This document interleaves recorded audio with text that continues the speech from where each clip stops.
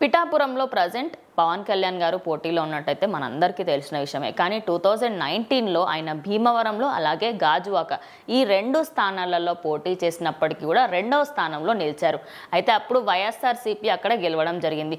కానీ ఇప్పుడు పిఠాపురంలో ఆయన పోటీ చేస్తారా లేదని చెప్పేసి చాలామంది ఏంటంటే లేదు పిఠాపురంలో ఆయన ఖచ్చితంగా పోటీ చెయ్యరు అని అనుకున్నారు. మళ్ళీ భీమవరమో గాజువాక అని అనుకున్నారు. కానీ ఆయన పిఠాపురంని ఎంచుకున్నారు. కాపు సామాజిక వర్గం ఎక్కువ ఉన్న ఏరియా అంటే పిఠాపురం అనే చెప్పుకోవచ్చు. అక్కడ ఏం జరుగుతుంది ఏంటి అనేది మనం ముందుగా మాట్లాడుకుంటే అసలు ఇప్పుడు పవన్ కళ్యాణ్ గారు అక్కడ గెలుస్తారా గెలవరా అంటే అసలు సర్వేస్ రాకన్నా ముందే పక్కా మంచి మెజారిటీ వస్తుంది అని చెప్పేసి అన్నారు.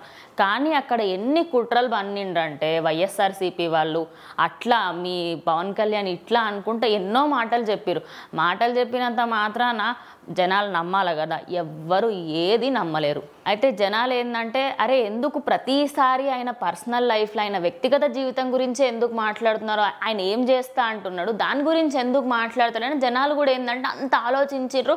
మొత్తం ఓట్లన్నీ చీల్చేసి ఒక్క సైడ్ వన్ సైడ్ వార్ లాగా అక్కడ జరుగుతుంది అని చెప్పేసి జరుగుతున్న సర్వేస్లలో అలాగే బయట నుంచి వస్తున్న వార్తలలో అయితే మనకు తెలుస్తుంది. మనం మొత్తంగా చూసుకుంటే వైఎస్ఆర్సీపీ వాళ్ళు పవన్ కళ్యాణ్ గారు గెలవడానికి పవన్ కళ్యాణ్ వాళ్ళ టీం కంటే ఎక్కువ కష్టపడ్డారు అని చెప్పేసి నేనంట. మీకు ఇది వినడానికి కామెడీగా అనిపించవచ్చు కానీ ఇదే నిజం. ఎందుకంటే అక్కడికి వాళ్ళు ఎప్పుడైతే ప్రచారానికి వచ్చిన ప్రతిసారి అపోజిషన్ పార్టీలో వాళ్ళు అట్లా వాళ్ళు ఇట్లా అని చెప్పడం కామనే పాలిటిక్స్లో. కానీ వీళ్ళేంటి వచ్చిన ప్రతిసారి ఆయనకు 4 భార్యలు, ఆయన రాజకీయం ఏం వెళ్తాడు ఇవే నడుస్తున్నాయి తప్పించి అసలు పవన్ కళ్యాణ్ ఏంది దాని గురించి ఎప్పుడు మాట్లాడలే. సరే అక్కడ ఉన్న నేతలను వదిలేయండి, ఆఖరికి ఎండింగ్లో లాస్ట్లో జగన్ గారు కూడా అక్కడ వచ్చి ఆయన ఏంటంటే అక్కడ సభ పెట్టినప్పుడు కూడా అప్పుడు కూడా ఏంటంటే మహా అంటే ఏమన్నా మాట్లాడతారేమో చూద్దాము అన్నట్టుగా జనాలు ఉండే. ఆ రోజు కూడా అదే సంత సేమ్ ఆయనకు 4 భార్యలు, ఆయన ఏం పరిపాలిస్తాడు ఇదే ఉంది.